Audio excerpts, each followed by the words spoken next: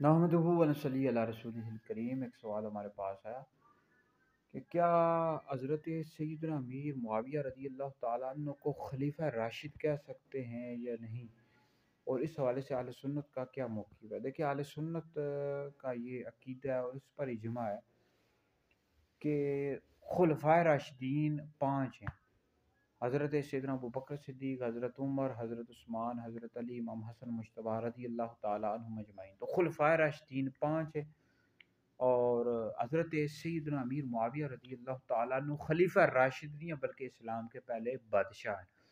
اور اس حوالے سے ہم نے فتویٰ بھی لکھا ہے، فتویٰ بھی انشاءاللہ سوشل میڈیا پر، واٹس ایپ پر اور دیگر جگہوں پر شیئر کر دوں گا۔ دیکھیے، اس حوالے سے ترمذی شریف میں حدیث موجود ہے، نبی کریم علیہ السلام نے فرمایا کہ میری امت میں خلافت 30 سال تک رہے گی، اس کے بعد بادشاہت آ جائے گی۔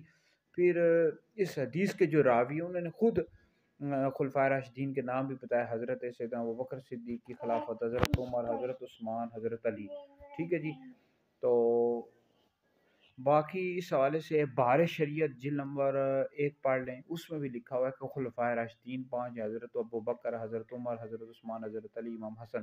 تو انہی حضرات کی خلافت کو یعنی یہی حضرات خلفائے راشدین ہیں، اور انہی حضرات کی خلافت کو خلافت راشدہ کہا جاتا ہے۔ ٹھیک ہے جی۔ اور بعض کتابوں میں لکھا ہوا ہے کہ حضرت سیدنا عمر بن عبدالعزیز رحمۃ اللہ علیہ، ان کو بھی خلیفہ راشد لکھا گیا۔ تو یاد رکھیں، اس حوالے سے ان کو خلیفہ راشد اس وجہ سے کہا گیا کیونکہ ان کے دور میں خلفائے راشدین کی یاد تازہ ہوگی۔ امیر المومنین خلیفہ دوم حضرت سیدنا فاروق اعظم رضی اللہ تعالیٰ عنہ کے دور کی یاد تازہ ہوگی، اسی وجہ سے ان کو خلیفہ راشد کہا گیا۔ لیکن یاد رکھیں، خلیفہ راشد کے لیے 2 شرطیں ضروری ہیں۔ پہلی یہ کہ صحابی ہونا ضروری ہے، دوسری یہ کہ ہجرت کرنا بھی ضروری ہے۔ تو یہ دونوں شرطیں حضرت سیدنا عمر بن عبدالعزیز رحمۃ اللہ علیہ میں مفقود ہے، لہٰذا ان کے دور میں خلافت راشدہ کی یاد تازہ ہوگی، اس وجہ سے ان کو خلیفہ راشد کہا جاتا ہے، لکھا جاتا ہے۔ ٹھیک ہے جی۔ لیکن اصل میں جو اہل سنت کا عقیدہ یہی ہے کہ خلفائے راشدین 5 ہیں۔ امام حسن مجتبی رضی اللہ تعالیٰ عنہ پر خلافت راشدہ ختم ہو جاتی ہے، لیکن آپ ویسے مساجد میں جائیں تو خلفائے راشدین 4 کے نام لکھے ہوتے ہیں: حضرت ابوبکر، عمر، عثمان، علی۔ امام حسن کا نام نہیں لکھا ہوتا، لیکن وہ چونکہ مولا علی المرضیٰ رضی اللہ تعالیٰ عنہ کے بیٹے تھے، شہزادے تھے، تو ان کی جو خلافت ہے، امام حسن کی خلافت ہے، مولا علی ہی کی خلافت کو شمار کیا جاتا ہے، انہی کی خلافت کو شمار کیا جاتا ہے۔ لیکن بہرحال جب لکھا جائے گا تو یہ لکھا جائے گا خلفائے راشدین 5 ہیں، اور بتایا بھی یہی جائے گا۔ ٹھیک ہے جی۔ امام حسن بھی خلیفہ راشد تھے۔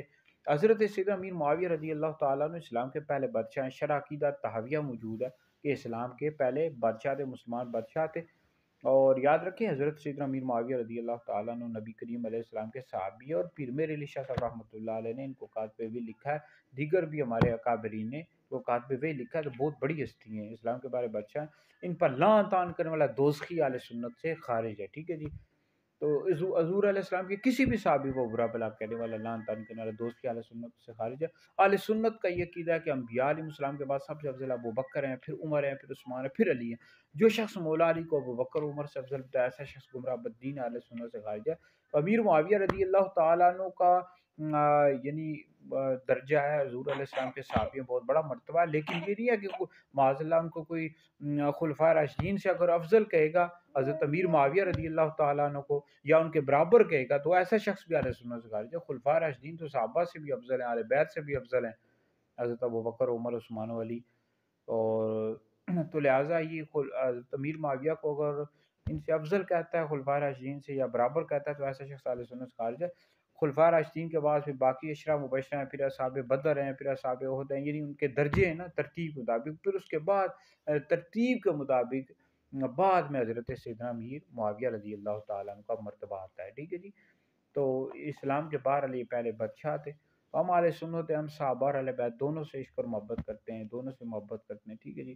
اہل سنت کا ہے بیڑا پر اصحاب حضور نجم ہیں اور ناؤ ہیں، عطرت رسول اللہ کی۔